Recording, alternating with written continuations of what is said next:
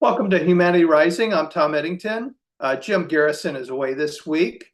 We want to welcome you back to day two of our conversations this week on the work by the Institute of Consciousness Studies. And as with yesterday's program, delighted to have my colleague and friend Carson Kelly joining us this week. Carson has helped put the program together. And today we're going to continue from yesterday's conversation where we're going to focus on multiscale trust and intelligence. So good morning, Carson. Great to be back with you again today. And I'll turn it over to you to introduce our guest. Thanks, Tom. It's great to be here for day two of a week-long for the Institute for Advanced Consciousness Studies. I'd like to just take a few moments and thank Jim Garrison and the team at Humanity Rising for inviting us onto this podcast to share our work and the work of our colleagues. We're very appreciative for that. Also, again, thank you, Tom, in introducing me to Humanity Rising and allowing me the opportunity to work with you in doing several different weeks that we've done so far and hopefully more into the future. For those of you that don't know me, my name is Carson Kelly, and I'm the founder of Compassion 2.0. Compassion 2.0 is a collection of professionals who are attempting to scale compassion through the intentional architecture of compassionate human experience that is both scientifically validated, based on scientifically validated practices and interventions, and that can ultimately be measured. We do this through the creation of compassionate and flourishing frameworks through both product development and organizational and cultural architecture. Community consists of organizational developers and leaders, product developers, neuroscientists, behavioral scientists, doctors, UX, UI designers, entrepreneurs, VCs, and more. And if you're interested, you can learn more about what we're up to at www.compassion2.com. So as mentioned, we're going to continue this week looking at the absolutely brilliant work of the Institute for Advanced Consciousness Studies, IACS for short. IACS is an independent neuroscience lab in Santa Monica, California, which was founded by Dr. Nico Regente.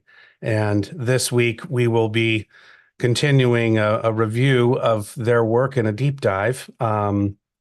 So today, our focus is to look at two pieces of research that are being executed. One is a multiscale account of trust, and another is on empathetic AI, for lack of a better frame. There's many different ways to frame that, but my words, not theirs. But these are the two topics that we're going to be looking at today. So to that end, I'd like to invite Dr. Leonardo Christov-Moore, who's a senior researcher at IACS, to join us, as well as Dr. Adam Safran, who's an independent scientist who works very closely with the IACS. So welcome both of them to join us. Thank you. Hey, Leo, how are you? And then Adam can join too when he gets a moment.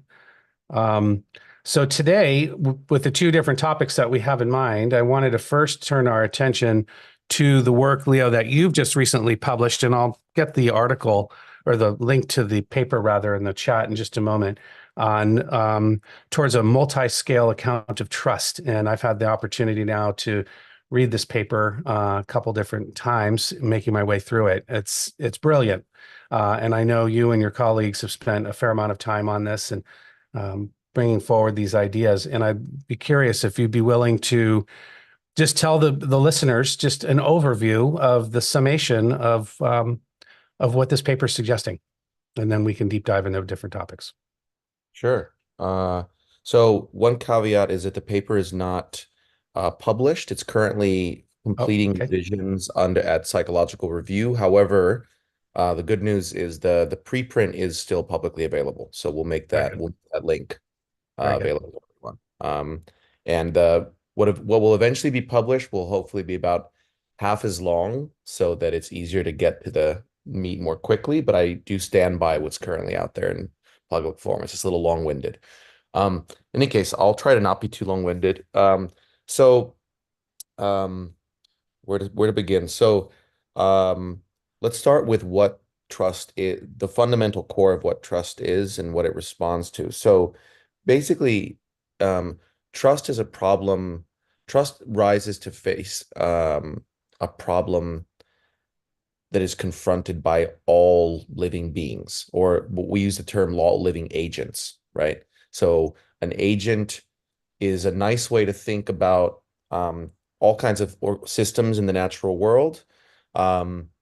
And it basically just describes, it's a super basic, it basically describes um, any kind of living system that tries to maintain itself in the world. And in order to maintain itself in the world, it has to regulate itself, and it pursues goal states that are pertinent to the agent as a whole. And the reason why I say that, and not just people, for example, or organisms or individuals, is because what we're proposing is a way to look at something like trust that transcends the individual, or that transcends the human even, because we regularly speak in literature and philosophy and daily conversation of societies trusting one another, of tribes trusting one another, of trusting our institutions, of our institutions trusting us. We use the term trust between many scales of organism, right, of system. And what we're proposing in this paper, and we'll see in the years to come if this model is a good way of looking at things, what we're proposing is that that's not allegorical, that there is such a thing, that it is for two societies to trust each other, for an institution to trust an individual, for agents at many scales, in other words, to trust one another. And why is that? Well, what we're proposing is that basically if one were all powerful or alone in the universe, then you wouldn't need to trust anything, right? Trust arises from the fundamental fact that most of us, most systems of any kind, rely on others to survive, right? We rely on coordinating with other similarly, world modeling agents to survive. And that's a very different problem than the problem faced by when it comes to things in our world that aren't also sort of sentient or agentic, as it's called. Like if I'm dealing with this can of non-alcoholic Lagunitas, which I enjoy a lot, um, I can trust it in a certain way, in the sense that I know that if I throw it, it'll behave in a certain way. It has certain weight. Um, and similarly, other objects, I can, if I put my sunglasses down, I know in the morning they're going to be where I left them, right? So most objects in the world that we interact with have, you don't have to, they obey mostly sort of Newtonian laws. But when it comes to other agents in the world, agents are funny, right? Because if I'm walking with Adam and I similarly leave him in a cafe and walk away, he may or may not be there. He may do many other things. He will have to do other things eventually that will rely on his internal drives and needs, etc. So if I'm dealing with coordinating with another agent like myself, I have to account for all the opaque, uncertainty and complexity around all their future behavior, right? So trust, what we propose is that trust is this strategy that all agents of any kind um, emergently use to deal with the uncertainty inherent in relying on other agents, basically. Um, and right, because it's a fundamental problem. And you could argue well, why does anything need to trust, right? Because you could argue that maybe to be sure about the future behavior, to be able to rely on another system, like another organism, you could, I guess, theoretically control that system, right? It's something that a lot of us try to do in our relationships. Is we're like, well, I can't be sure of your intentions. I can't be sure of what your future behavior with me, but I rely on you, so I'm going to try to control you, or I'm going to try and surveil you constantly, right? And it's a solution that many governments come to, et cetera. But the problem with control and surveillance is that while they can work, they're extremely energy inefficient. It takes so much energy to control or monitor constantly, another system in the environment. It takes so much energy.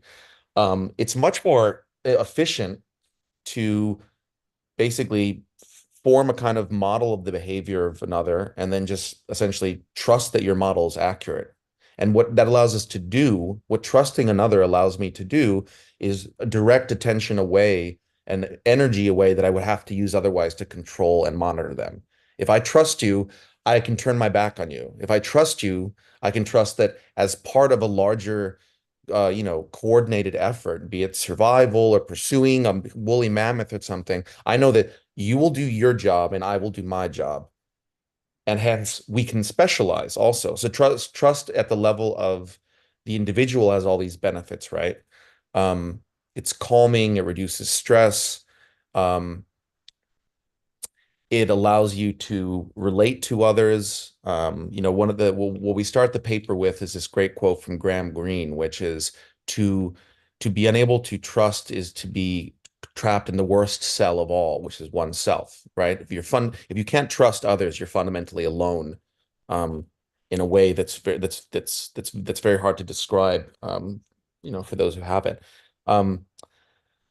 And yeah, and so trust immediately you can see is relational also, right? If I can trust you, then like I said, I can not only turn my back on you and focus on my part of the group equation, but that also means that trusting members of a group, and this is where we come into some of the relational stuff, the organizational stuff, and where like a lot of my interests with Carson overlap, in the virtues of trusting organizations and why trusting organizations are more efficient and more adaptable, is that when people, let's take the example of people, but really I think it applies to all sorts of living systems. But when people, for example, in a trusting organization are able to specialize, right?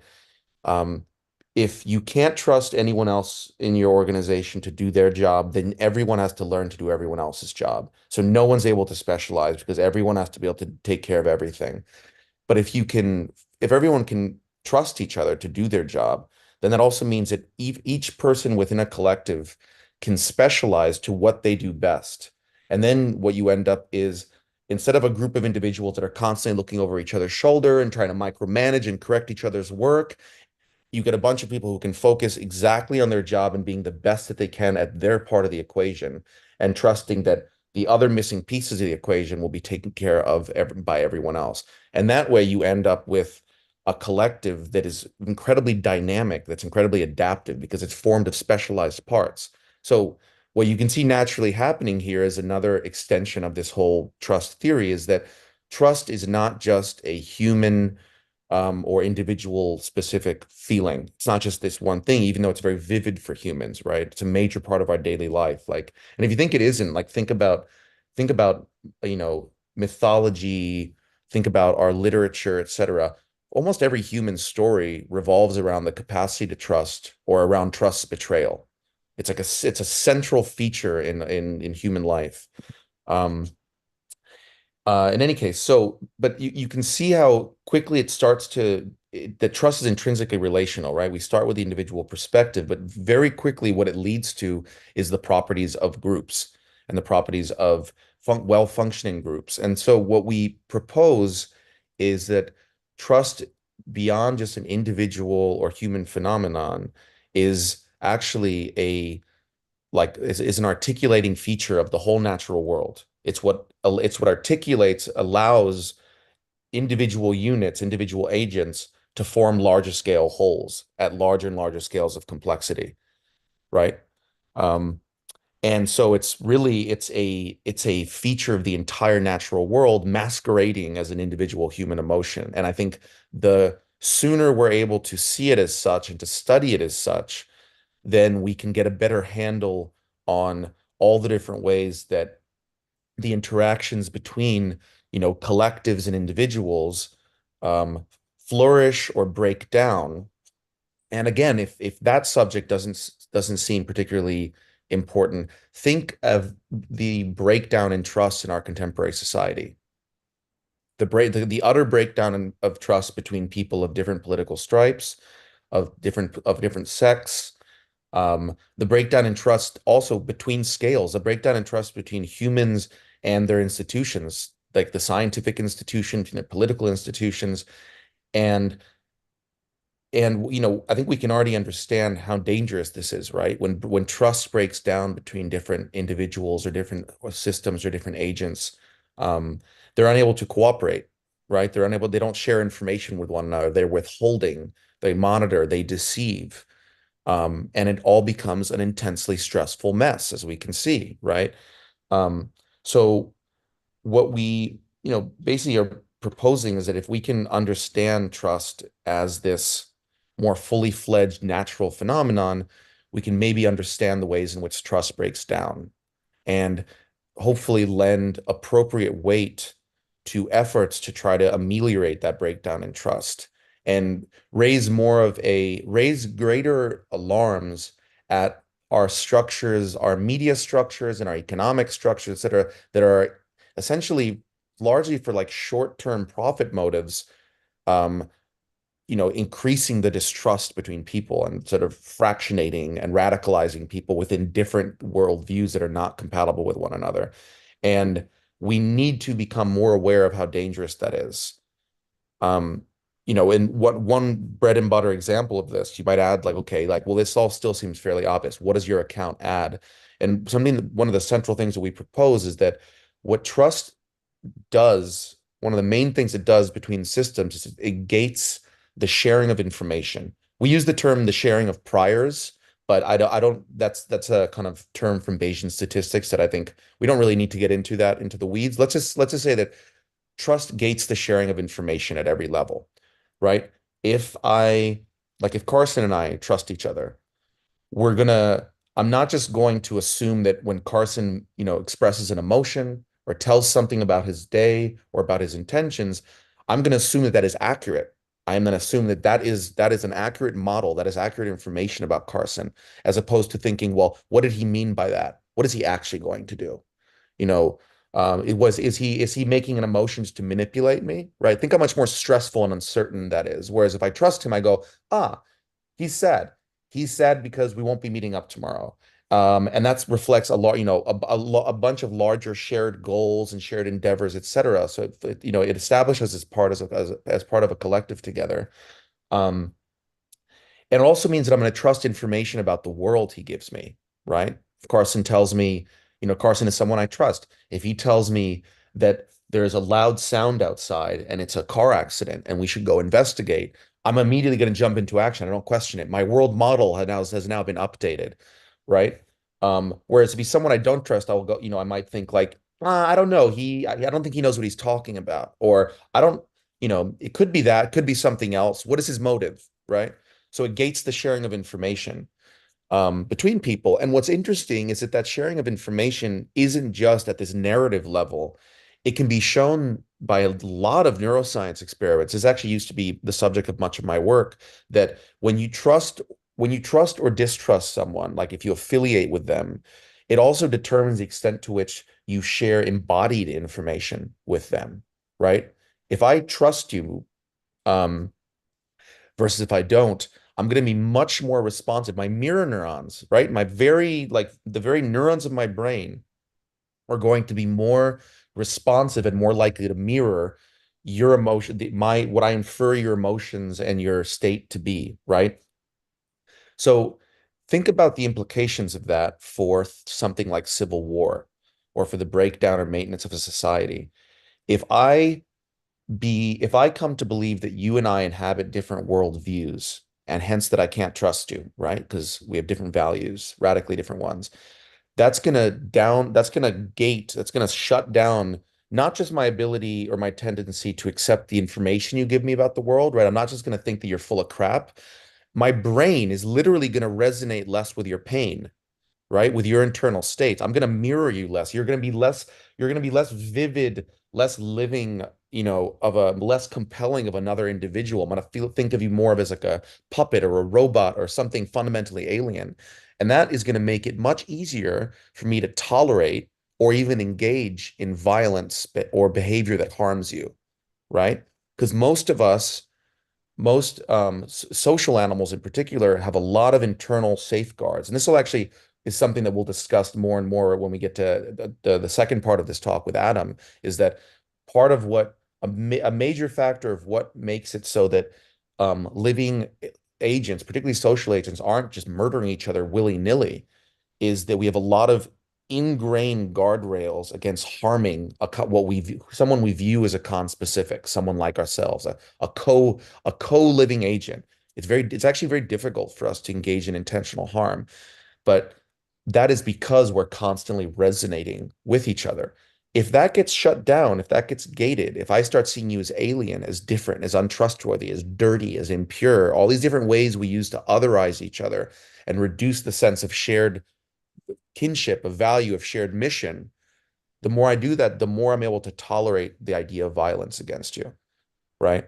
And we've seen this, these guardrails are robust, but they can be overcome with the right little tools. We've seen it in societies the world over, going back as far as we have histories, that if the right story gets out, if the right propaganda gets out, if the right convincing narrative emerges, it becomes very easy for people who were formerly loving neighbors who had never hurt each other to suddenly, murder and worse one another, right? So we have to be really aware of what we're doing with these, for example, these social media algorithms that are siloing us into different worlds, mostly to sell us things, right? Or to sell political influence. And it's all treated in this kind of wink, nod, nudge, nudge way, as like, oh, yes, of course, that's harmful, et cetera. And it's like, no, this can lead to civil war. And we're trying to, with this kind of model, try to make clearer the mechanisms by which that happens. And Yeah, maybe I don't know if you have Carson or anyone else has like some follow-up questions you to Oh, kind of I do. I have a further. ton, and I'm sure Okay, Tom does because too. it's a super big, it's a really big framework we've put together over the last It's 5 years. amazing. A lot It's of an big incredible ideas. framework. So It's just brilliant. Um, If I may, I'd like to jump in and just ask a few things, and then we'll make some space. One of the things I'm not familiar with the expansive literature of this topic of trust in its theories from the perspective of science, which of course is all in the paper that you guys have developed in terms of referencing and so on. One of the things that struck me about the approach that you're positing is this notion of energy conservation. Which is something that I found very interesting. So this notion, and you were just speaking to it both directly and indirectly, but this idea that with a trusted model, for instance, or how to say, where there is trust is established, is this idea that the amount to everything, like you said, in terms of surveillance or control or what have you, the amount of energy needed becomes less, and that there's this presupposition that the conservation of energy and conservation, how to say, the lack of expending energy is superior than not.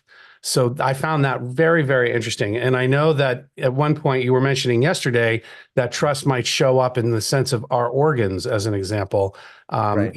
in trusting each other in that sense. And I was assuming that that's probably based on the energy conservation assumption that you were making there. So I'd love for here to talk about that. But before, I'd also be curious to know, relative to the other papers that are out there, the other thinking that has been put forward up to this point, where does the role of energy conservation come into those kinds of thoughts, and or what is the baseline presupposition and say the thinking that's currently prevalent?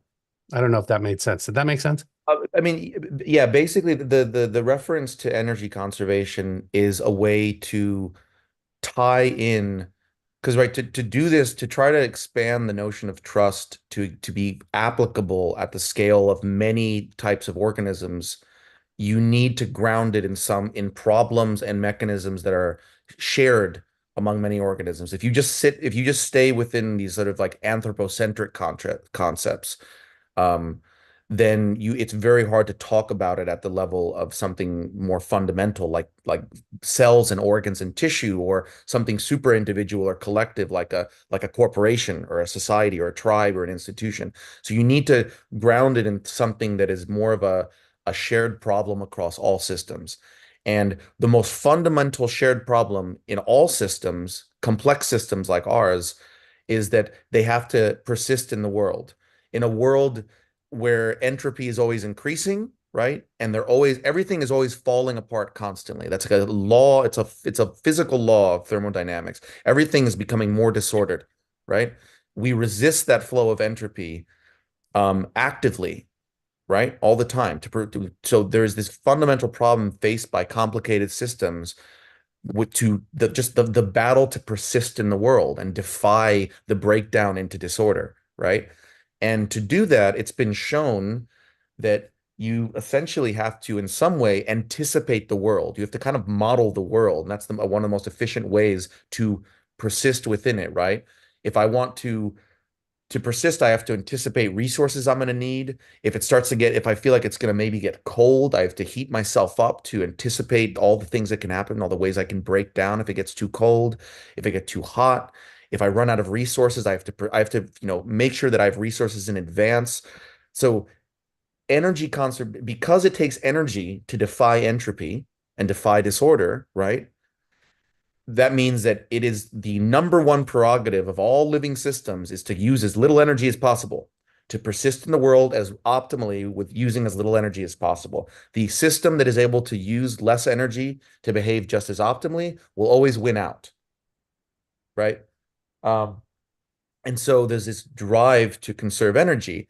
And so this allows us to think about why something like trust would have emerged and why it would emerge over and over and over again at every scale of the natural world. And it's because if I'm modeling others, if I'm making models of others so I can better anticipate them and interact with them, etc., it helps to have a shortcut by which I basically go, okay, my models of you, I'm going to make a bet. That's a thing that at the end of the day, the trust is a wager. The wager, I'm yeah. going to make a bet that my models of you are accurate. So instead of updating them constantly or trying to control them, etc., I'm just going to assume that my model of you is more or less accurate, right? And it's this risky wager we make. And that's why, so much of our work as social animals, as social systems, is calculating whether and how to trust, right? Because the moment you can trust, it's great. It's so, I mean, and because we can all know this from our personal subjective experience, how nice it is, how calming it is, how wonderful it is when you finally realize you can trust someone. Because it basically tells you, oh, I can stop trying to figure them out so much. I can turn my back on them. I can rely on them. I don't have to constantly second guess my perceptions of them all the time. I'm like, okay, I'm gonna trust that my model is accurate. What does that allow me to do from the perspective of a system that needs to expend energy to maintain and update models, right? Because the idea is that like our models of the world in any agent are basically we are our models, right? We're enacting these models of the world, and a more complex model requires more energy to maintain. There's more bits of information. It's one of these cool areas where you can see how like thermodynamics from an information perspective and thermodynamics actually can talk back to each other. Like literally preserving an ordered model of something else and updating it requires bits of information. Maintaining those bits takes energy to form and maintain them. So the less I have to update my model of you, the less complex I have to make my model of you also, the less energy it requires for me to model you and interact with you. And so there's an incentive, there's an ingrained incentive in the, homeostatic, right? The drive of any self-maintaining entropy defying system. There's its ingrained incentive to use as little energy as possible, and trust is inherently more energetically efficient. But it's also risky, right? So it's all about we're all sussing out in the social world when and how and in what context to trust one another. Because the moment we can trust one another, we can stop expending all this energy on modeling and sussing each other out. And we have an enormous incentive to do that.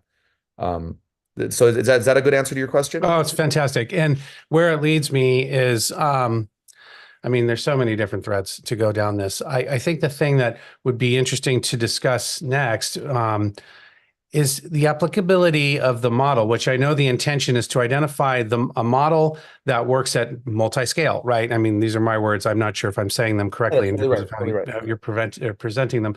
But multi-scale to the point of, again, like you said, complex human relationships, but also, as you also said, non-anthropomorphic procentric, Yeah, right. anthropocentric, Not just humans, not just human focused. So I think about bees, for instance, or ants, or what have you, and then just continuing to bring it all the way down to organs. So can you take a moment and just spend a little bit of time talking about the applicability of the model in relationship to the organs, like you were talking about internal I organs? mean, this is where it starts. This is where the account starts getting more esoteric, right? Like, Sure. I think, it's pretty bread and butter. It's pretty cut and dry when it comes to the individual. Like, I think we can all get on board with that. Like, well, yes, it's more calming, it's more stressful. Then it starts getting a little esoteric when you go like, well, if it applies to all agents, and that's our proposal, right? Right. When we then like, well, when we get to the level of collectives, like collectives trusting one another, okay, like we can see a lot of evidence of that, right? Like institutions employ more or less kind of like espionage and deception, and they make accords with one another, and they try to set up shared values, and like you can see it, that scale, I think it's the next step, right, in extrapolating, but I think that makes sense. But another implication of the model is, because one of the central kind of axioms of it is that trust mechanisms can emerge between agents at any scale, ostensibly, possibly. Like, again, when it's something we need to, it's something models survive based on how they explain data. So we'll see, right? But so another implication of our model is that something like trust, again, I don't want to project all the complexity of human trust down to things like cells and bacteria and organs. Understood. That would be importing too much baggage, let's say. But the most basic form, basically, of gated information sharing premised on predictability, Right. benevolence, some form of compatibility, something like that, some really basic form. I think it may be possible to usefully speak of that at the level of sub-individual systems, right? The systems that form like an individual like myself, right? Something like organs or tissue systems. And um, because basically, if you think of trust as this articulating mechanisms that allows systems to come together to form larger order systems, it may be possible to speak of something like trust mechanisms at those levels. So one good example that we talk about in the paper, that it's going to take a lot more work to flesh it out. But one example, for example, is are trust mechanisms a fruitful way to think about the emergence and maintenance of cancer, right? Because what basically happens in a cancer, and this is a gross generalization, but generally speaking, what happens in a cancer is one or more cells group together and essentially stop communicating in a way with the rest of the cells or the others with other cells or other tissues, et cetera, in a way that is conducive towards the survival of the whole, right? They essentially start going, screw the rest of you. We are going to go our own way and become our own thing. We are not going to be concerned or integrate into the larger order goals of the overall agent, right? Because that's what comprises an agent, is when all the parts can be interpreted as acting towards goals that are pertinent to the overall agent. Like when a tribe or a family or society has become integrated, right? There's a sufficient level of trust and it's become integrated. You start to notice that the subcomponents of it are acting in the service of the whole and not solely in the service of themselves, right? There's that Greek proverb, right? A society becomes great when its citizens plant trees, the shadow of which they'll never enjoy, the shadow of Right. which they'll never sit in, right? That a society is really great when we build things that we may never enjoy, when we're truly integrated into these larger scale efforts. So you can think of, in the body, so much of our body relies on the fact that all the cells are chugging along, collaborating towards this large scale effort that is you, that makes up you, right? And you can think of a lot of disorders potentially then as a breakdown in those systems. For example, autoimmune disorders, where the immune system starts to target and treat, you know, other cells that are, part of its teammates basically as enemies or as potential enemies, where it has to suss them out and, enclose them and monitor them and, reduce them and tag them, etc. It's just like when a society starts treating some of its own citizens as enemies, right? And you see this happens frequently in the breakdown of a society, is that suddenly we're not all in it together. There are internal enemies of the state, and suddenly what happens? They're surveilled, they're controlled, they're eliminated. You see these same mechanisms enact themselves whenever trust breaks down. Is it suddenly control and surveillance and, often purging come into play, right? Because if you're trying to maintain an overall organism, you also can't have untrustworthy agents within it. That's another major component. So, I think you're seeing, as I'm talking about it, it may be a fruitful way to think about a lot of phenomenon at the level of organs and tissue and cells, etc. Again, without over applying all the complexities of human trust to Understood. it. Yeah. Like a central aspect of the theory is that trust at the end of the day is a process of inference and learning, the complexity by which we would do that depends on the complexity of the agent. So trust in a very basic system is going to be pretty basic. Trust in something like humans, right, is relying on so many scaffolded layers of inference and emotion. Like, it's very complex because we're complex, but that doesn't mean that some more basic form of it isn't sort of shared between us and more simple systems, right? Because it responds to a fundamental problem, which is the uncertainty inherent in trying to coordinate with others, right? And also, to your other earlier points, the model presupposes, again, energy conservation kind of Yeah. in the face of entropy, right? So, and Right. being able to, from a cellular organs subsystems perspective, like you're speaking to, I think that principle, to your point, is very much applied and very much reasonable. This constant going against entropy as the presupposition to systems then working together in a favorable condition is it's fascinating to me. I have other questions, but I don't want to be the hog, so to speak, of time. So Tom, I don't know if you have anything that's pressing or burning. If you don't, we can keep cruising. Well, yeah, thanks, Carson. I've got about 20 questions stacked up, and I'm trying to synthesize them into a common line of questioning, if possible. So, going to the cellular place as a starting point. When I think about the human body, as I understand it, we've got about 75 trillion cells in our body, and they're a combination of bacteria and virus and parasites and human cells. Yeah. It's absolutely remarkable, this thing we call a body functions when much of the DNA in our human system isn't human. It's extraordinary. And so there's a level of trust that exists there between these sentient beings in our body that allow the human body to perform. So there's not a question there, but I'm per se, but I'm sitting with what you've shared in that context of what we know about how the human system works. It's extraordinary. I think that's one thought that's been there for me in the conversation so far. The second is that, from a relational standpoint, underneath trust for relationships is safety.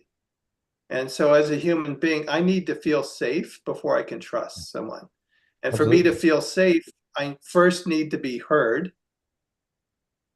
Whatever is going on inside my head, I need to be able to share it, and I need to, be heard, not just the words, but the meaning behind the words. The second is I need to be seen for who I am. And the third is I need to be appreciated. And if those three elements don't exist, then I am challenged to trust someone. Right. To have a trusting relationship with them. And the third area that's been waiting to has been there as I've been wanting to jump in, is around a film I made several years ago. It came out in 2020 called The Third Harmony, which is that we as human beings are hardwired for collaboration and cooperation. It's our nature as a species. The film where when we talk from a neuroscience perspective, from a biological, from a sociological, from a psychological perspective. And there was a conscious decision made about 140 years ago to misappropriate Darwin's work that lies in the face of and generated this story that we can't help ourselves. We're competitive, and it flies in the face of his actual research and what you're talking about around trust. And that was a conscious decision that was made. And my observation is that in the work, as I understand you're doing, is the potential for misappropriation of your work or unintended consequences that individuals, entities, agencies could use your work to further advance this agenda that was, a misappropriation of Darwin's research. And so those are just random thoughts in a way, but all three of those are topics that were coming up for me as you and Carson were having your exchange. And happy to have you respond to any of those or not. I think the last one in particular, I do see how I think, better understanding trust also means that, could potentially lead to, maybe better forms of manipulation. But I feel like I would say that we, for many reasons, have kind of on our own been working out all the, the optimal strategies for deception and manipulation on our own.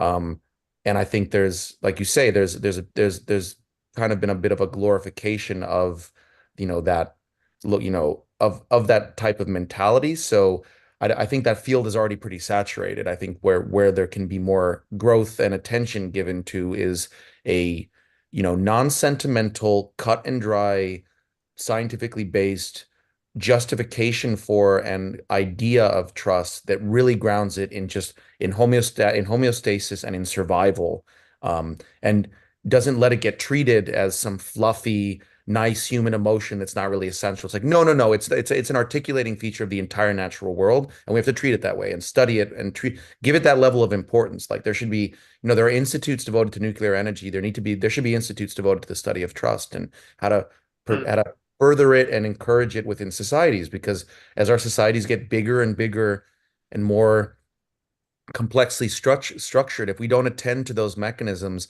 the outcomes can only be more catastrophic. So anyway, in terms of potential catastrophes and averting them, maybe we can turn the topic to part two and my eminent colleague Adam.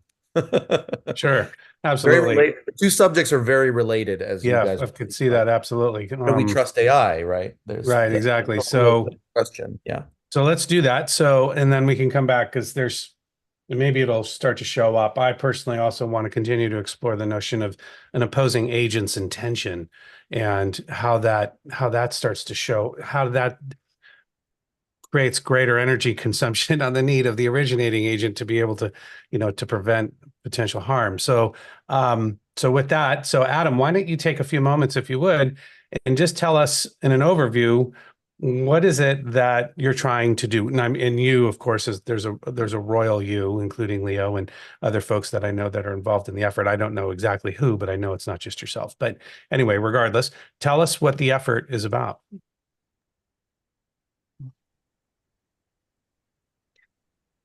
So the effort, I guess, would be continuing with what's been a long investigation into the nature of alignment and what that means across different types of systems and scales.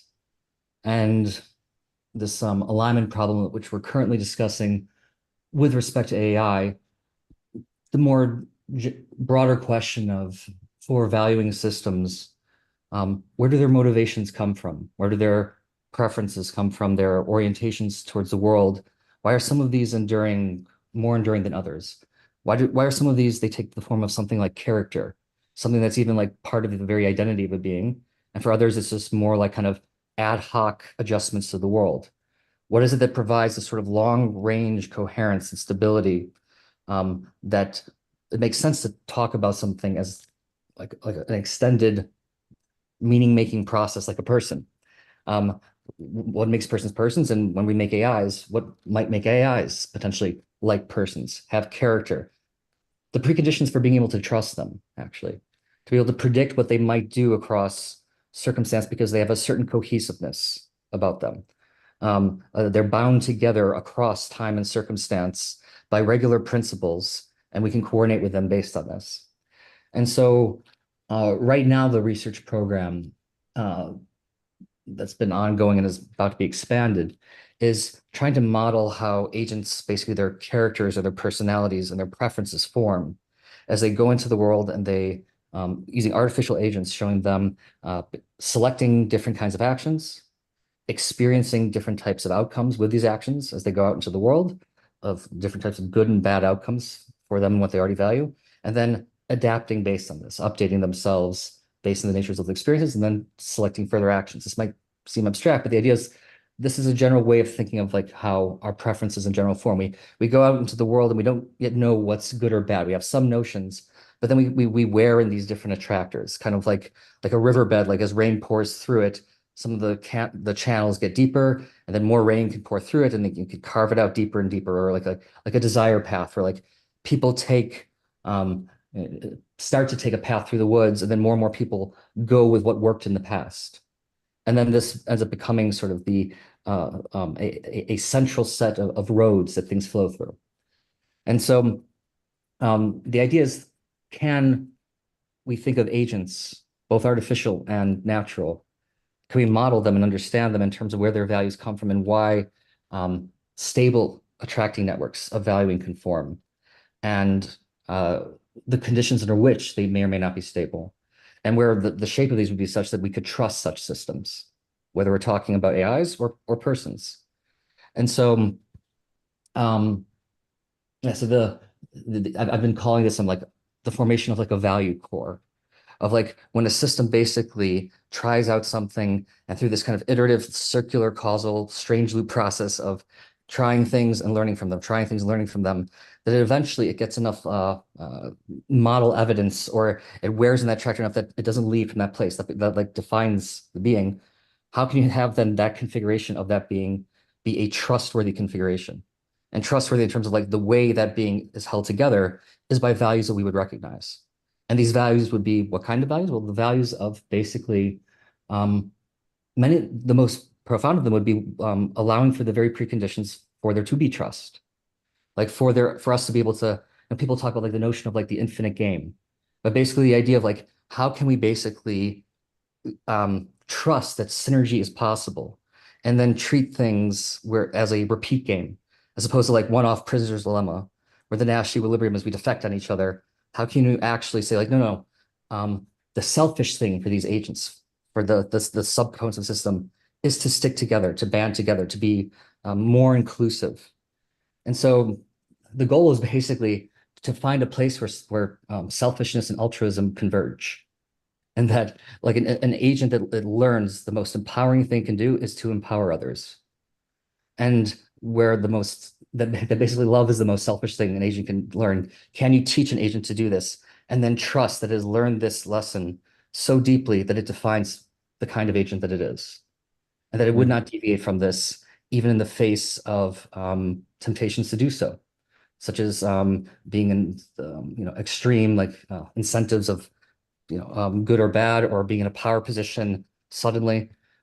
We know that, for instance, there are humans who are deeply benevolent, who, power sometimes corrupts, but some say it reveals, but there are people who use power wisely. There's people who would never harm others if they thought they could profit from it, even if given the opportunity. It's just not who they are.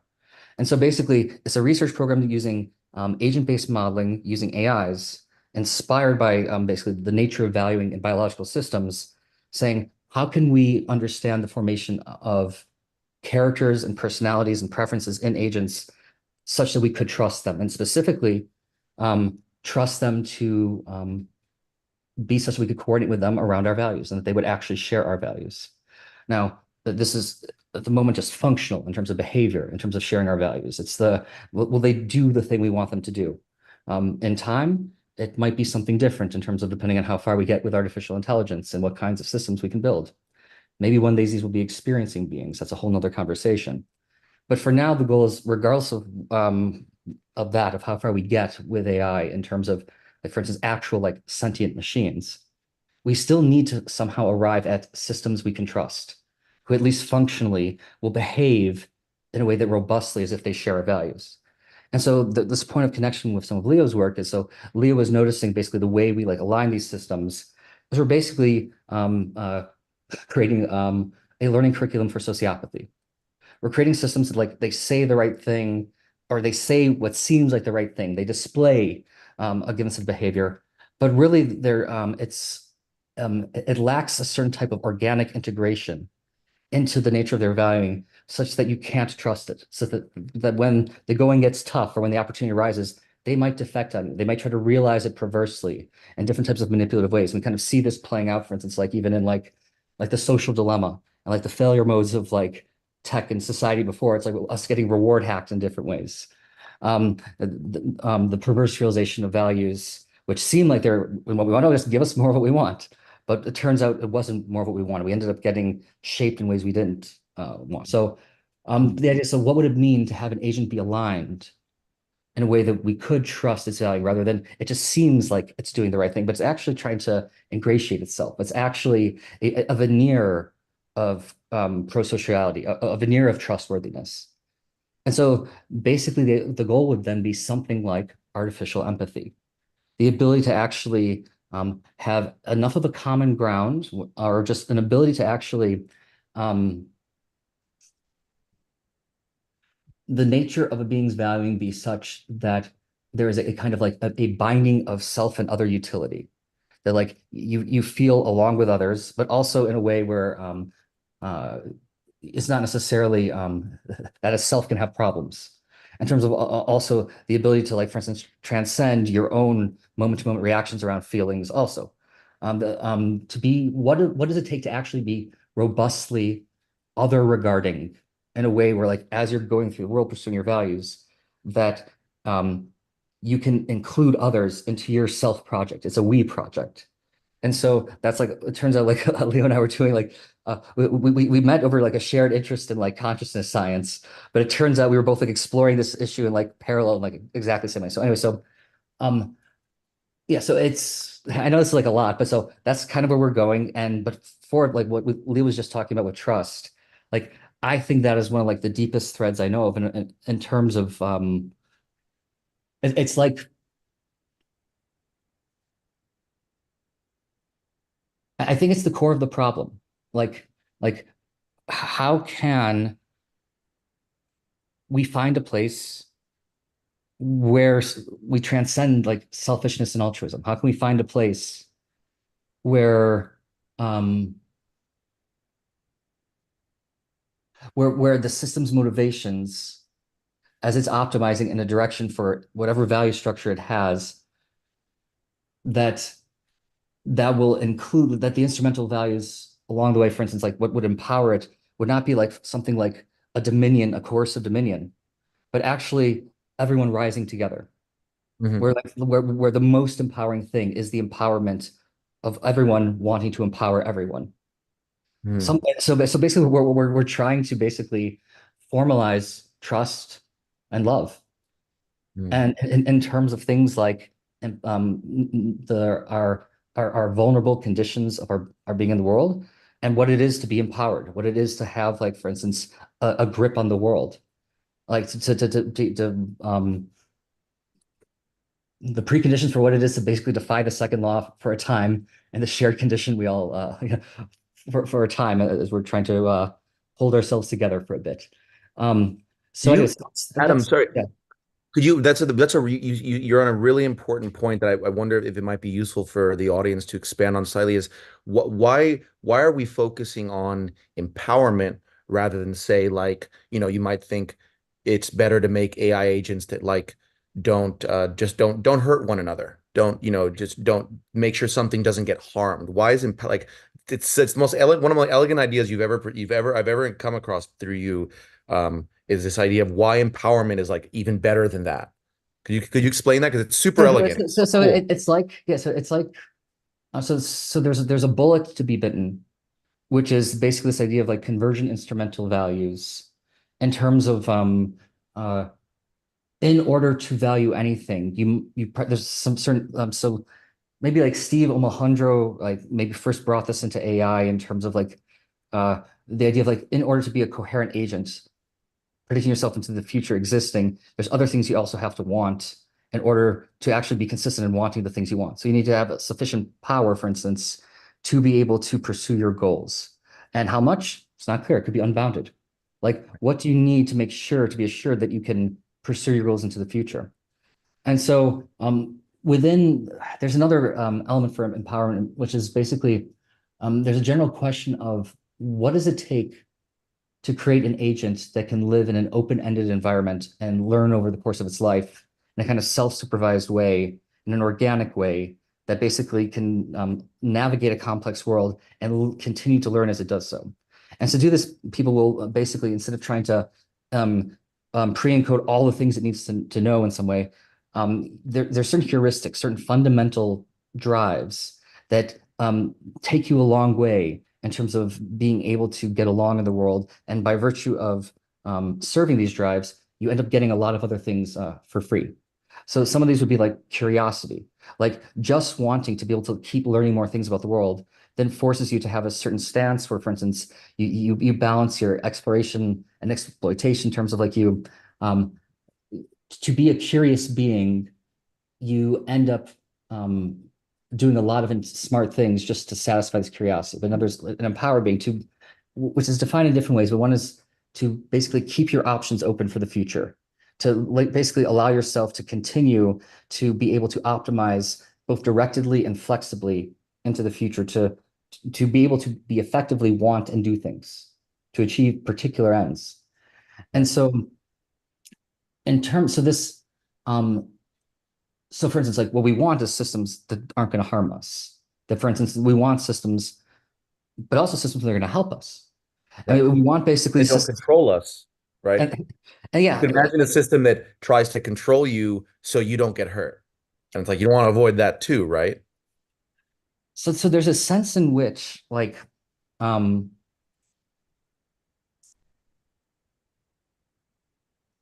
you could say that as like from like a free energy principle perspective, and this or this idea of like systems that are resisting the second law, and they have to do something intelligent to maintain themselves, to perpetuate in a world where the most likely outcome is for them to get broken up in the meat grinder of existence. Right. For systems to keep doing this, they need to basically take on power flows to themselves and to be able to work with them and adjust them and use this to keep the game going of valuing. And it's an old intuition in like philosophy, like Spinoza talked about like conatus, like Nietzsche talked about like will to power. But it's like that there's a certain strivingness, a certain like systems in order to persist. They have to be doing something kind of smart. They have to be doing some, and they have to be like, it's not for free. They're like to not get broken up. You have to hold yourself together, and you need a certain power to do this. So there's a sense in which you could almost even think of the empowerment of others as a kind of definition even of love. It's like to will the being of a system, to want it to be able to continue as it is, to be able to say yes to something, to help it along in the kind of thing it is, in terms of bringing about certain states of the world and not others. The things that define it as the kind of being it is. Empowerment, you both, for instance, want the system to be able to hold itself together. So in terms of vulnerability, one of the ways we're thinking of it is it's with like Kingston Man, Antonio Damasio, it's like not just, for instance, like your vulnerability, it's like you might be experiencing something unpleasant and you want to avoid it. But it's the idea of like your ability to move forward is compromised. It's like your ability to direct flows and shape them and to be an agent at all. When that gets curtailed, this is a way of thinking of your vulnerability. This is a thing that you want to avoid. But you also, for instance, want to not just keep us in like a negative framing of us not suffering and not like becoming diminished, but I also to flourish, to expand, to love more and more deeply, and so empowerment basically provides a means of I'd say like formalizing all of these things that like we might consider to be too airy fairy and like wait, you think love, vulnerability, yeah, and basically we can give precise cybernetic accounts of these. Basically the things we value most might also be most fundamental for not even just for the kinds of agents we are, but preconditions for any kind of agency. In terms of like there's this kind of like cynical view of science, like Leo was like talking about before, and like other means, this kind of like self-realizing prophecy of cynicism, but it's like that which we value, actually, we think of it as lesser or has no place. Actually, the things that actually resonate most with our hearts, in some ways, are just the most pragmatic, hardcore precondition for any system to exist at all. These are, and they are actually, you would call them something like cybernetic, they're like universality classes in terms of the basic, the principles by which they're governed.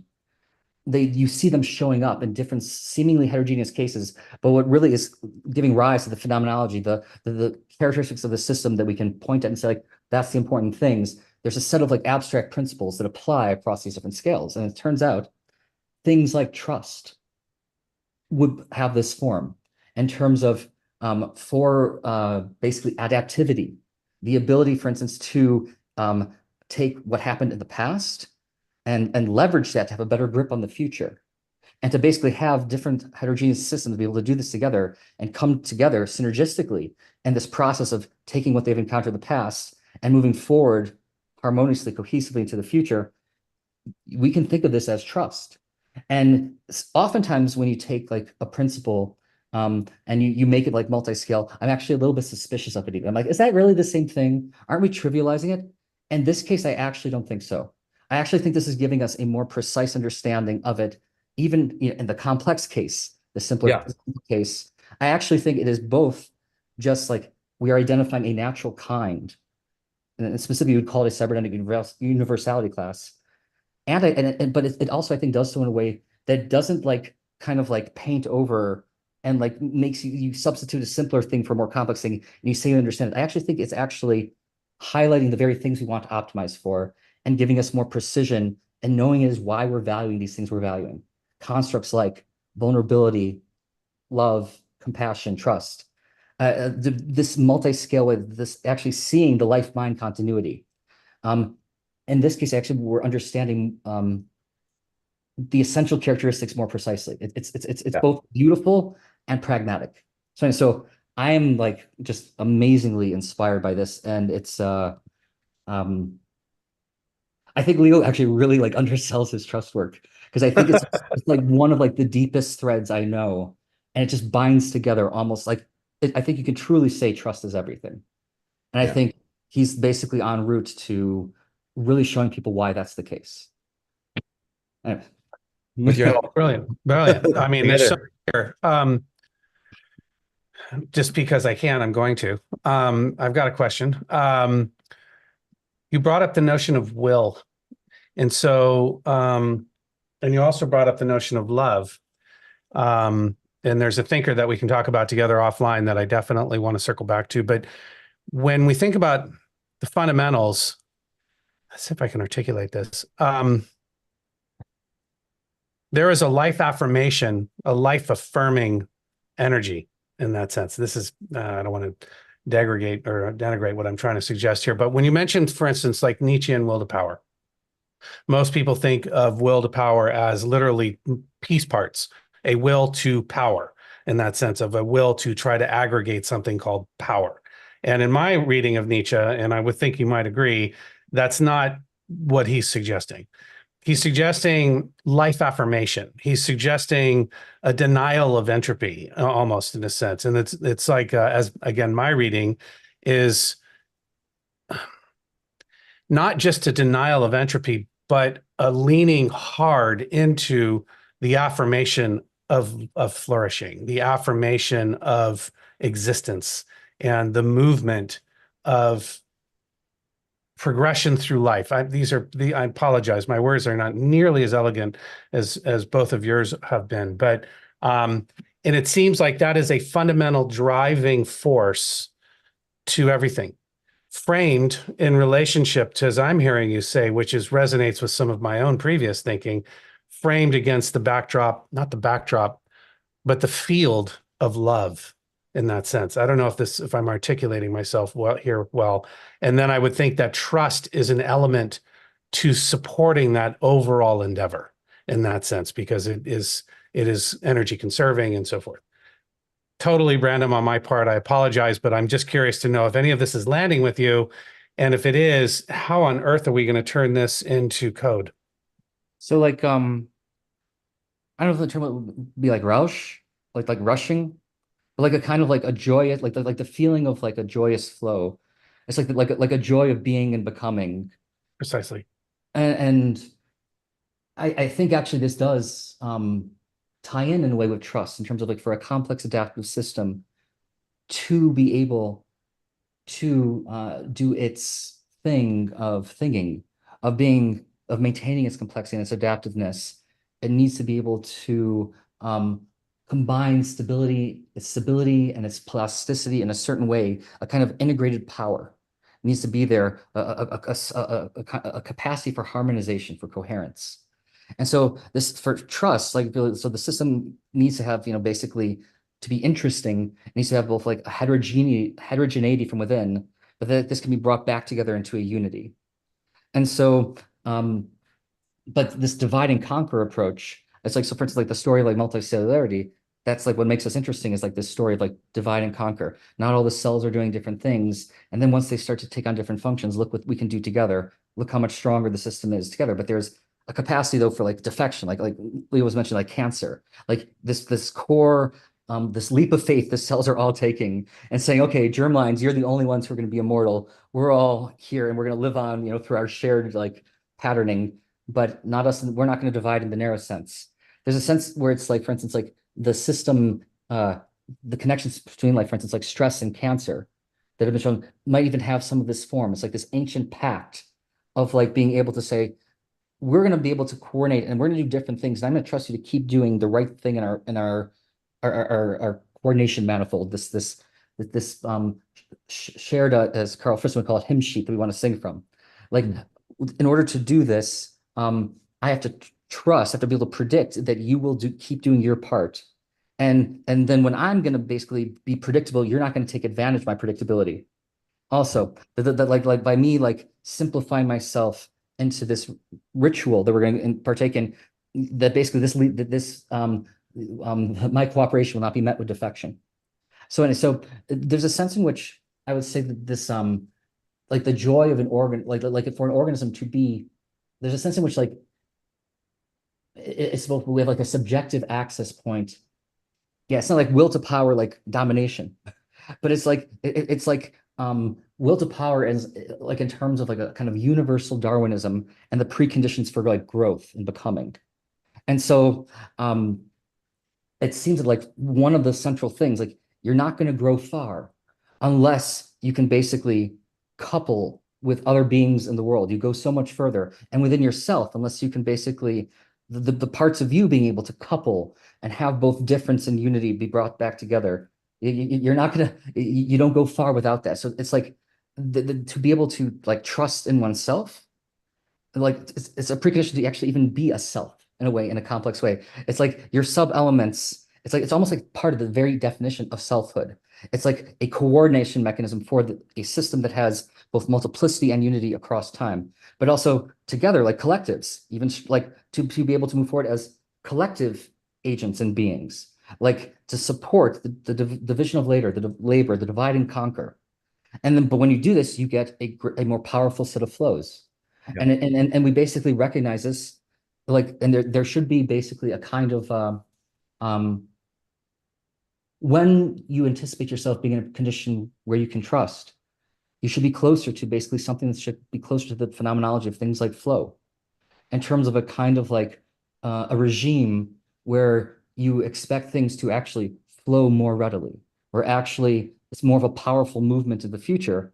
And it's because of that efficiency that Leo was talking about, that ability to do that. Like without that, you're going to have purpose and cross purpose, internal dissonance, friction. That can be generative. That can be part of it. Like, a little bit like, part of like the tragedy, like a Greek tragedy, that could be folded back into a greater flow.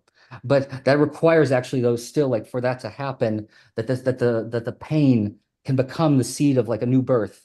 That requires actually like everyone to be in some ways in touch with something like some deeper principle that allows for that. But this idea of a deep connection between trust and flow and basically why this should have the feel of like the things we say yes to the most are the feeling of pleasure and power and goodness. It seems like it's it's like, wait, what are you doing talking about, like you're saying, okay, how do you code it? Yeah. So so the way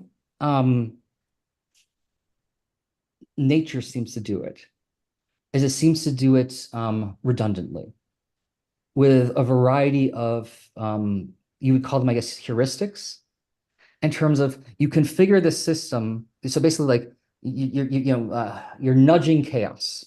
And natural selection, it's like you have you have these complex time crystals, these forms that can reproduce themselves across time.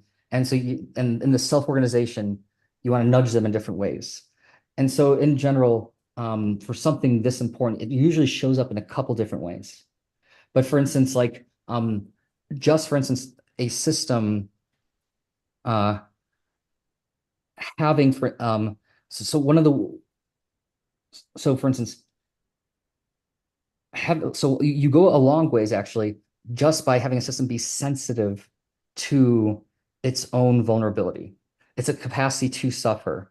It will start to learn things like, this is what threatens my power, this is what makes me like less and diminished, and then it learns this for myself and others.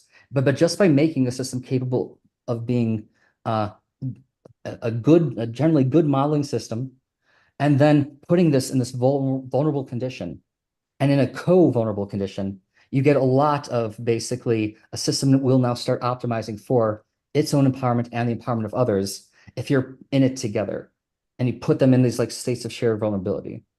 In terms of like Daniel Polani, one of our advisors, who's like is a pioneer in like basically like the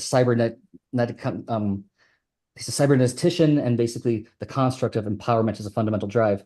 He thinks of it as like both keeping your options open, but he tends to heuristically realize it as you're trying to maximize your basically channel capacity at your sensors conditioned on your actuators.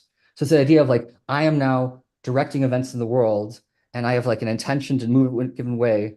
And so then condition that's how much of the flux and what I'm sensing is actually brought about by me. As you can kind of think of like the infant like shaking its rattle and be like, haha, like it's look at my power, the baby says. But it's so like these like but basically what does it mean to have a grip on the world, to be an effective cause? And so the phenomenology of will, this is a way of basically realizing it, saying, okay, how much of the information, the variability at my sensors, once I know my actuation, how much am I now predicting? How much flux through that system can I drive? And so you put these different, so that there's no one way it happens. Like nature uses like multiple ways of biasing us initially to realize these things for the sake of, and partly because they're so important, you want it to be redundantly realized for greater robustness. And also in the different realizations, you can kind of tweak things differently in the different ways that you're contributing to the mix. So there isn't, what we're seeking right now actually is what are the best ways we can do this. It will probably not be just one though. And so we're actively collaborating right now with basically Leo has a long-term relationship with Kingston Man and Antonio Damasio, where they're basically working on formalizing empowerment in terms of, as a reinforcement learner is moving through the world, what restricts its ability to be a good reinforcement learner? What actually like makes it less good at being an agent in terms of like trying to formalize vulnerability? And then Daniel's coming in with like the ways he's tried to realize empowerment in starting from even like simple systems that don't even look like clear agents, but they still have a certain purposeness and goal-directedness. And then basically we're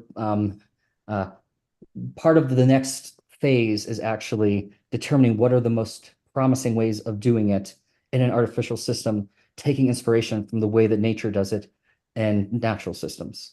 And it'll involve those things like giving them initially virtual embodiments that have basically vulnerable conditions. And so there's a learning curriculum where the initial lessons, the challenge they face is moving through the world with these squishy, vulnerable bodies with other agents that are in the same circumstance trying to coordinate. And we're basically teaching them that coordination pays off. But then also giving them being configured for they do have things like this empowerment drive, things that they do take like the joy of shaking the rattle. And then basically you put them on the playground together in the right way. And through like the laws of the jungle or the playground, the goal is basically, can you teach them something like the infinite game? Can you teach them something like the most selfish thing they can do is to be strong cooperators, stubborn cooperators, to be truly trustworthy, to be such that they're committed and trustworthy, that it actually defines their values, truly define them, and aren't just like a veneer in a circumstance, but are actually core parts of basically what reigns, what creates the regime, like the core parts of the functioning of their will. Anyway, so I guess it was a long-winded way of saying we have not worked this out precisely, but we're working the best. So that's great. I mean, it's not like this is a small problem that you're trying to solve. I mean, you know, it seems like you should just get this done next week. I don't know what the problem is, Adam. I mean, seriously, come on, let's go. We have a time schedule to keep here. Speaking of time, I do want to be mindful of it because I can hang out with all of you for hours and just, you know, continuing to explore this. Just quickly, Leo, any thoughts? And then I want to kick it over to Tom because Tom has been phenomenally patient and I know his mind and I know he's got some things to say too. So we only have about 12 minutes or so. So Leo, any thoughts?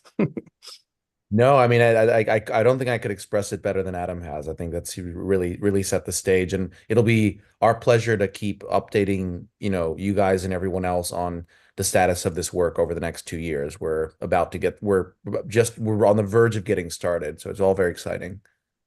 Awesome. And Adam, to Leo's point too, your eloquence was profound. It was very, very helpful. I look forward to re-listening to this and reading the text too. So awesome. Tom, any thoughts? I mean, the first place I want to go is just, Adam, thank you.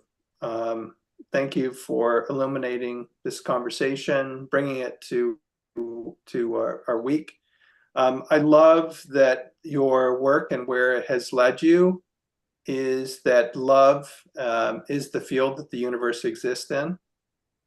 I mean, we have had the opportunity, the insight to know that from a spiritual perspective.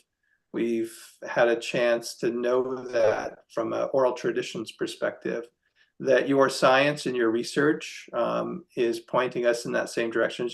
It's a beautiful place to arrive as a species.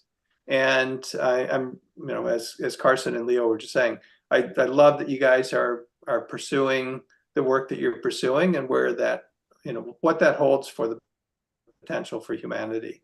It's beautiful work, and just want to thank you for both of you for what you're doing. And I'll suggest that we, as Carson was saying, wrap up today's conversation and really look forward to the rest of the week. Yeah. So let me, if I may, thank you, Tom. And just to pile on to also to Leo, just phenomenal. I mean, the two of you are just unbelievable together and by yourselves, and it's amazing. So again, thank you for your time. Thank you for your work. Thank you for your focus and your heartedness too. Just amazing. Tomorrow we will have more IACS. And I have to quickly look because I can't even remember. I believe we're going to have, that's right, we're going to have Dr. Felix Scholler back talking about chills, doing a deep dive on chills. which is amazing stuff. So that's what's happening tomorrow. And then Thursday, we will have the founder of IACS, Dr. Nico Regente. He'll be joining us, as well as Dr. Josh Kane, talking about some of their work on neuromodulatory induction of meditative states research and other things. So anyway, and then Friday we'll finish up with the importance of independent science. So I'm going to just quickly jump into a quick blatant plug or ask. The Institute for Advanced Consciousness Studies is, in my opinion, doing some of the most important work that humanity can offer. There are many other brilliant, amazing things happening on the frontiers of medical research and alleviation of suffering in other ways. And in the spirit of trust and collaboration, the work that IACS is doing to round out all of the amazing work that's happening in the world is of paramount importance. For those of you that aren't familiar, they are, as we've said, an independent lab, which means that they have a flexibility and an ability to pursue what it is that's of interest, and they do so from really good intention and motivation.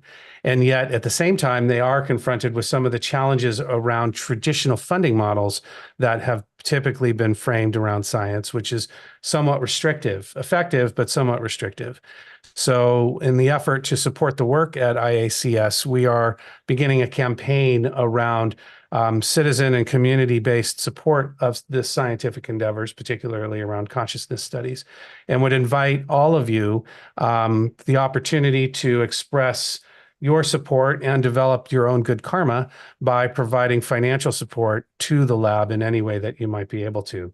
The lab URL is advancedconsciousness.org. Thank you, Shannon, just put it in the chat. And if you have the ability, I would encourage you to, again, go to the site, check out all of their work. There's a lot more that's going on. And then there is an opportunity to make a donation. So if that's something you could do, it would be greatly appreciated, not just for you, but also in a sense of providing shade for those in the future that you might not ever be able to meet. So thank you again, everybody. Thank you again, Humanity Rising and the team. And with that, we will look forward to seeing you tomorrow and continuing our conversations. So thank you again. Take care, everyone. Thanks, everyone. Thank you so much.